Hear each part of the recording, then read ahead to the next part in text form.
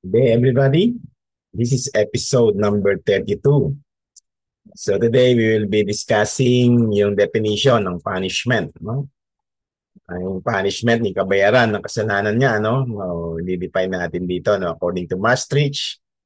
Moreover, punishment is nothing except an evil inflicted upon a rational creature or human beings like us by a judge, a righteous judge, which is our God, not only on account of sin, but also in compensation for sin. It is an evil because it is a privation, or meaning ito yung state of being deprived of good, not of honorable good as such, although materially, God also at times punishes sins with sins, as we have expressly demonstrated elsewhere, but of pleasant or happy good, at least with respect to the sinner who is punished. Sabi rito ni Maastricht, yung the definition of punishment ay ito ay nothing except an evil inflicted upon a rational creature. So because of sin, nagbunga ito ng kaparusahan, which is punishment nga. At yung punishment nito in particular is an evil infliction. No? So God as a righteous judge, no, punishes evildoers or sinners, at yung punishment na yon ay is an infliction of evil to a particular sinner, no? By God himself, who is a righteous judge. Again, punishment here, according to Maastricht, is evil inflicted upon human beings who sin against a holy God. No? Dinagdag ko lang dito yung definition ng punishment. It is an evil inflicted upon human beings to sin against a holy God. Hence, it is an evil, not simply one contracted, the sort that is sin itself, but one inflicted, because it pertains to a retributive, or meaning the administration of punishment for wrongdoing and avenging justice. Okay? So, yung sin nagbunga resulted into the punishment coming from God, of course, the righteous judge, no, the one who is being offended by sinners like us. No, evil was inflicted, no, not only contracted because of sin, but also there is an infliction of evil as a punishment, no, for a sin committed. And this particular punishment is inflicted by the judge and Lord, who is our God himself. It is inflicted by the judge and Lord who has authority to give law and avenge, or authority to avenge the violated law.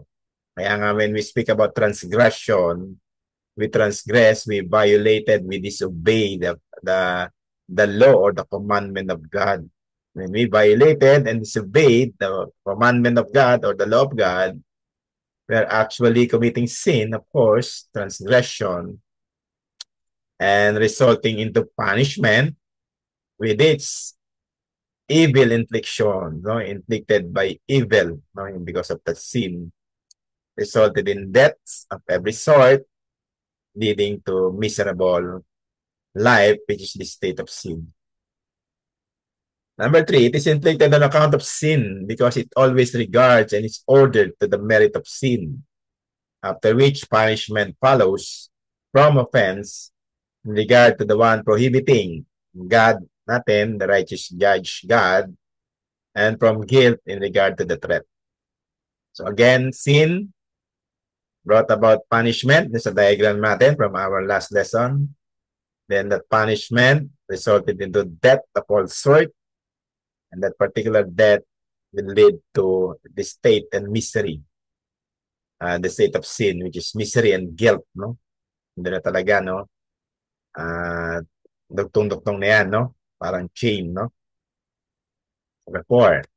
So then punishment, properly speaking, does not have any place except in intelligent creatures, human beings like us, in whom alone sin obtains, because they alone have prescribed to them a law that they are able to transgress So again, transgression is a sin that violates the law of God.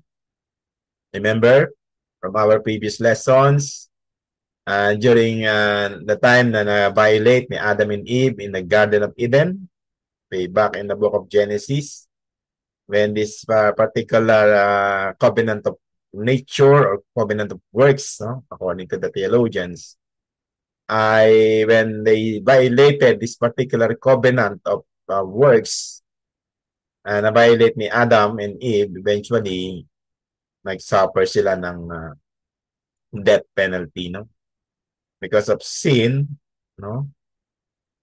They incur, no, death as a punishment of God from their sin, no, of disobedience to the commandment, no, to that particular covenant, no. Nevertheless, verse 5, punishment was inflicted not simply on account of sin, but also in compensation of sin. Given na po yun, no, meron talagang punishment yung sin. Not only that, because of on account of sin, but also as a wage, no, kabayaran niya, no, wage in a form of compensation, no. So economically and commercially speaking, meron talagang compensation ay sin, which is ngayon punishment and death and state of sin. So that it follows forth not from love and for correction as occurs in paternal afflictions and chastisement of believers. No, meron ditong comparison between the unbelievers, sinning unbelievers, and the sinning believers. No, both believers and unbelievers sin, or they committed a particular sin, both of them. Pero merong differences, no, when it comes to the judgment of God and punishment for those sins committed both by the believers and unbelievers. As we go along with our study, kaya stay put lang tayong lahat, ano? Marami pa tayong madidiscover dito. But from justice in compensation for the offense, that is, it might stand as though in the place of a neglected obedience. For the law demands one or the other, either obedience or punishment. And also from God as judge, not as father, nor to the advantage of the afflicted, but to his detriment, damage, or harm. Maastricht goes on to say that punishment were also sent to believers for whom their sins have already been forgiven on account of Christ, so that there is now no condemnation in them. No? Lagi natin inaaral yan, no? Yung Romans chapter 8 verse 1, there is now no condemnation to those who are in Christ. Okay? Their own affliction on account of sins, or rather on occasion of perpetrated committed sin, or rather perpetrated or committed sin, and sin thereafter not to be perpetrated or committed.